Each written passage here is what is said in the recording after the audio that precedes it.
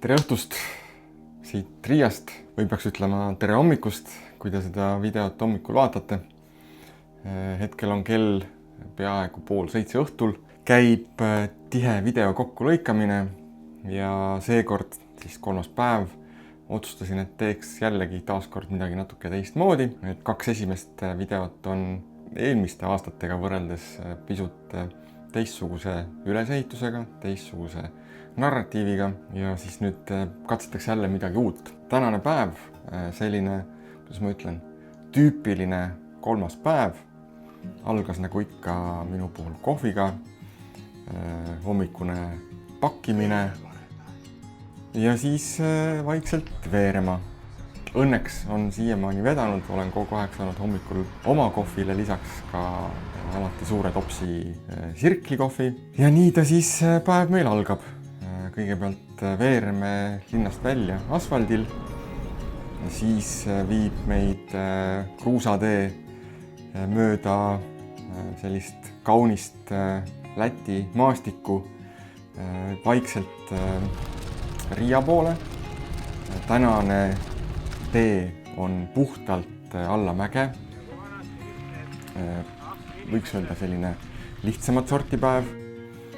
Taaskord jälle kaunid loodusvaated. Selline külaelu, mulle vähemalt tundub, on siin Lätis natukene kurvem kui meil. Meil maal ikkagi nagu elu toimub. Ehitatakse uusi hooneid, ehitatakse uusi talusid. Siin on kuidagi kõik pisut veel räämas.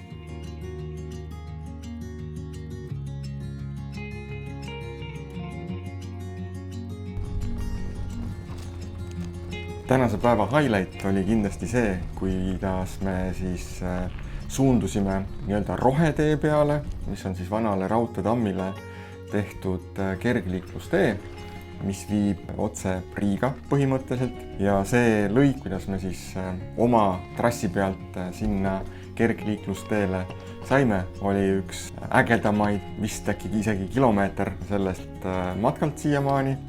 Korralik muda sumpamine. Kogu selle kergliiklustee ääres on vanad raudteejaamad, vanad perroonid, selline hästi äge ja huvitav tee, mida läbida.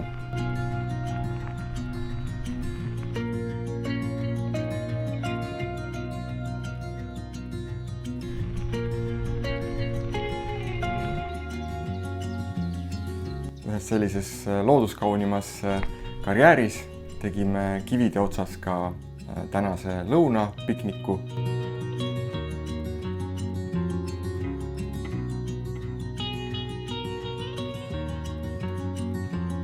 Kui ma räägin tüüpilisest 3. päevast, siis 3. päeval reeglina on kuidagi keerulisem vaimselt ja võib-olla ka füüsiliselt. Keha vajab harjumist, vaim vajab harjumist. Tähelepanu hakkab hajuma, hakkab juhtuma äpardusi ja viperusi. Ise kogesin paari momenti, kus tähelepanu hajus, õnneks jäin püsti, aga kerged jalaväänded ja kaunimad liigutused sadulapostiga, siiski kõik lõppes õnnelikult. Vahepeal mainin, et kui teil on mingeid küsimusi selle matkaga seoses või üleüldse rattamatkadega seoses, siis kirjutage kommentaaridesse või saatke mulle email ja ma hea meelega püüan seda siis kas siis vastata meili teel või siis kajastada siinsamas videotes järgmistes episoodides.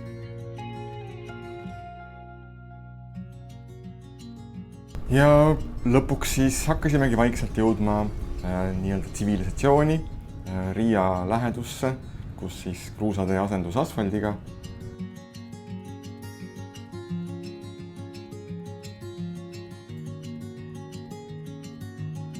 Ja vaikselt veeresimegi oma majutuspaika. Õhtusöögiks käisime jälle Lidlis. Hinnad siin Lätis ikkagi tunduvalt odavamad kui Eestis müstilisel kombel. näitena Kaarumsi kohuki maksis siin 39 senti kõigest. Aga nii ta siis läheb. Ja nagu ma ütlesin, 3. päev, ka esimesed tehnilised viperused õnneks sai õhtuks kõik kenasti korda ja homme seltskond jätkab samas koosseisus, seniks aga olge ägedad!